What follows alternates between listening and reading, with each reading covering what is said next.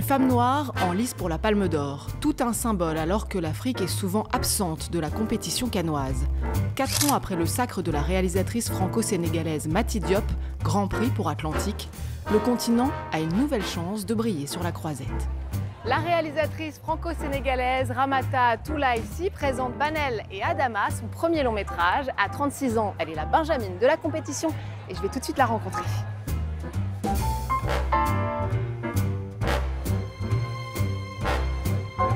Bonjour Ramata, ça va? Enchantée. On est ravis d'être avec vous. Alors lors de la conférence de presse où Thierry Frémaux, le délégué général du festival, a listé les films en compétition, il a parlé de votre réaction quand il vous a appelé au téléphone. Vous pouvez nous raconter en quelques mots ce coup de fil? Alors c'était à minuit, la veille de la conférence de presse, et j'ai pas eu directement Thierry Frémaux. Il était là dans la pièce parce que c'était sous haut-parleur. Je décroche jamais à cette heure-ci. Et là on m'annonce que je suis en compétition et j'y croyais. J'y croyais pas du tout et je commençais à crier. Alors c'est même pas mon style, mais je pense que c'est l'émotion. Je commençais à crier partout chez moi. Mon père et ma mère, ils comprenaient rien. Et je sautais partout et j'embrassais tout le monde et ils comprenaient rien. Mais c'était vraiment un moment très émouvant. Ouais, c'est un super beau symbole pour un premier long métrage. Donc on peut vous dire bravo déjà. Vous êtes sélectionné pour ce premier long métrage qui s'appelle Banel et Adama. C'est l'histoire d'un jeune couple dont l'amour est un peu contrarié par le poids des traditions dans leur village. C'est une histoire intemporelle, universelle. Pourquoi est-ce que vous avez voulu la placer au Sénégal ? C'était important pour moi de la placer au Sénégal, aussi pour représenter cette culture Peul, dont je suis originaire, et aussi pour peut-être amener une autre vision du monde aussi de l'Afrique, une autre image de l'Afrique. Adama? Daranam.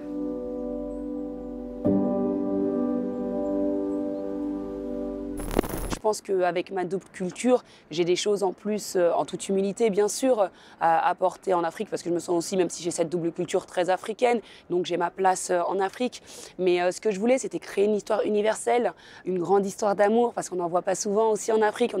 On traite beaucoup plus des thèmes sociaux de façon naturaliste, et je voulais surtout amener un film de genre. Alors si c'est toujours trop peu, c'est vrai que l'Afrique est plutôt bien représentée cette année à Cannes, en tout cas comparé aux éditions précédentes, avec plusieurs longs métrages qui figurent en sélection officielle. Vous êtes vous-même donc considéré comme une sorte de figure de proue de cette nouvelle génération de cinéastes africains. Comment est-ce que ça vous fait vous sentir?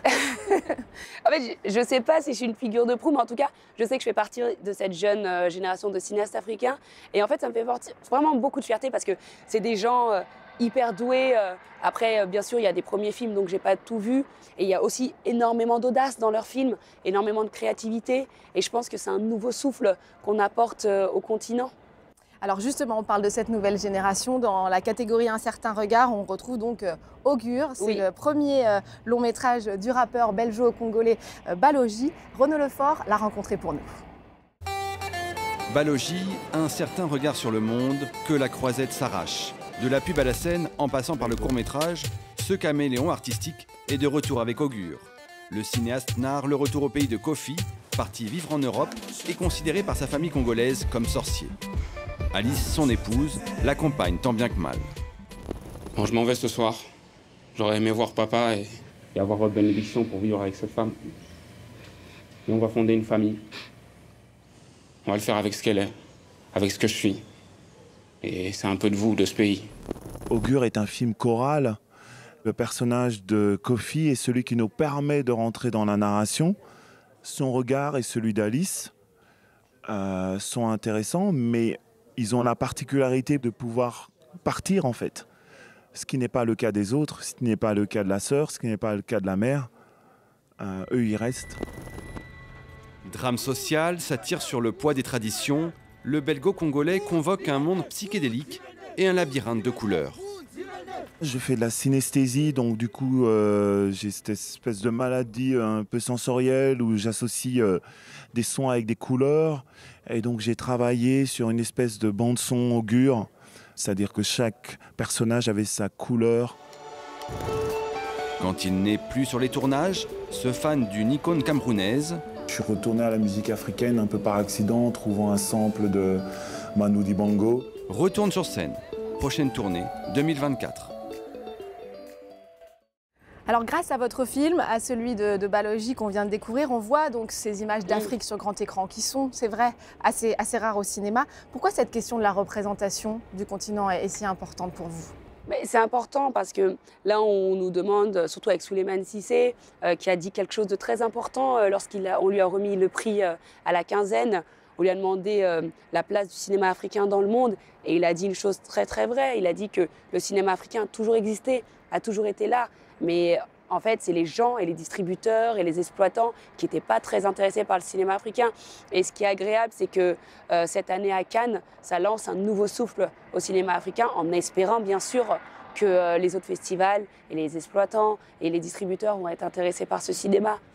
Souleymane Cissé, donc ce grand réalisateur malien dont vous parlez, a même parlé de censure. Est-ce que vous, votre nouvelle génération, vous trouvez que les portes s'ouvrent un peu plus pour le cinéma africain? Oui, nous avons de la chance, les portes s'ouvrent un tout petit peu plus, mais à quel degré? Parce que nous, avec Mati Diop, on est les deux seules femmes à avoir été en compétition officielle, mais nous sommes deux jeunes femmes aussi qui venons d'une double nationalité. Donc moi, j'attends qu'au prochain Festival de Cannes et dans les Cannes suivants, il y ait des personnes qui sont 100% africains, qui revendiquent vraiment toute leur africanité, qui soient sélectionnées.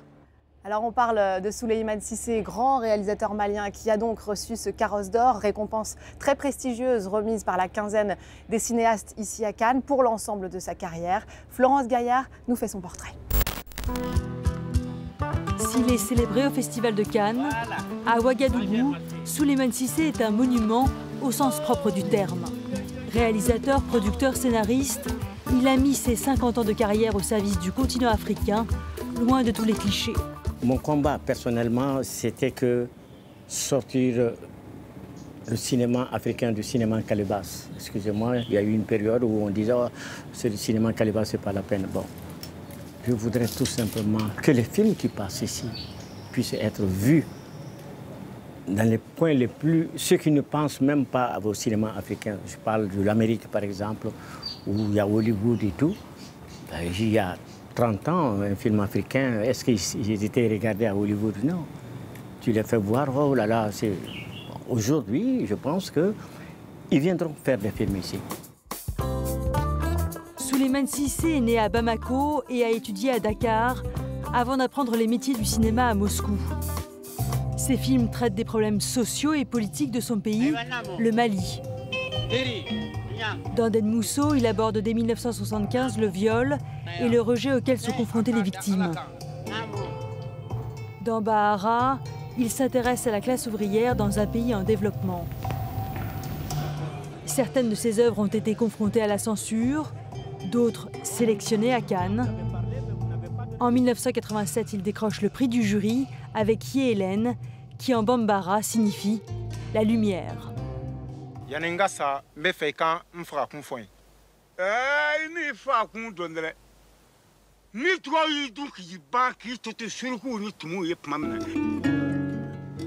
L'an dernier, la fille du réalisateur, Fatou Cissé, qui a longtemps travaillé avec lui, a rendu un vibrant hommage à son père dans un documentaire. Le regard que je porte déjà, c'est quelqu'un qui adore son pays, qui aime l'Afrique. Il est toujours là à défendre les faibles ou à montrer l'injustice qui se passe. Et c'est ça qui rend ces films universels aussi. À 82 ans, Souleymane Cissé devient le deuxième cinéaste africain à recevoir le Carrosse d'Or à Cannes, après le Sénégalais Sambène Ousmane en 2005. Ramata Toulaïsi, est-ce que un réalisateur comme Souleymane Cissé fait partie de vos influences? Alors, on me pose souvent cette question, est-ce que j'ai des influences de cinéastes africains? Et vraiment, pour être honnête, ce ne sont pas mes influences, mais ce sont des réalisateurs dont j'admire et j'aime beaucoup leurs films. Je les ai vus, que ce soit Ousmane Sembène, que ce soit Djibril Mambéty Diop.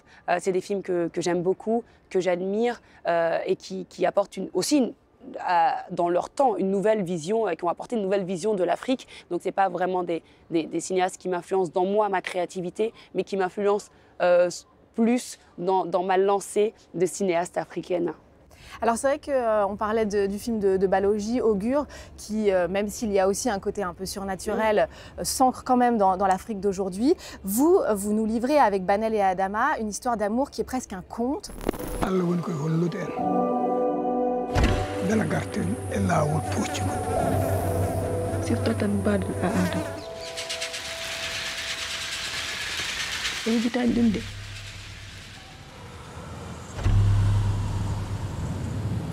Ces personnages sont presque des héros mythologiques. Oui.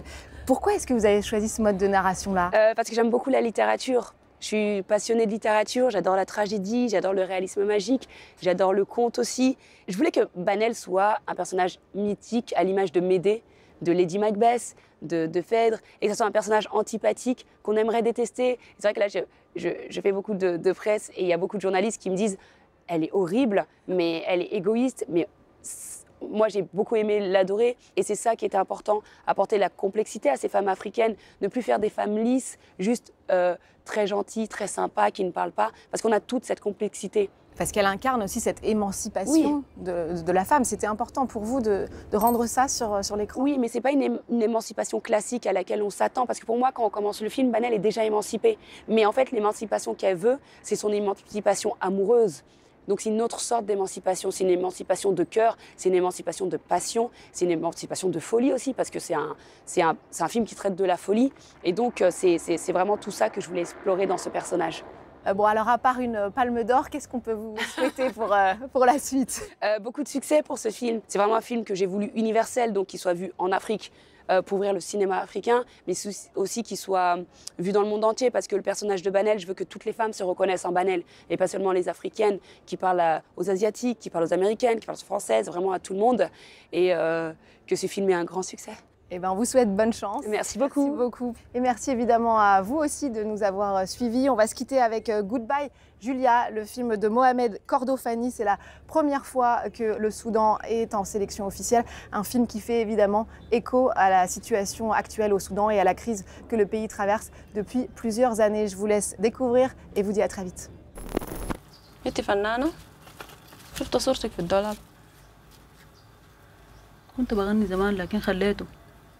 وخليتي ليه؟ أكرم قال يعني الغنى. كلام ساي. زول بخلي واحدة سمحة زيك كده؟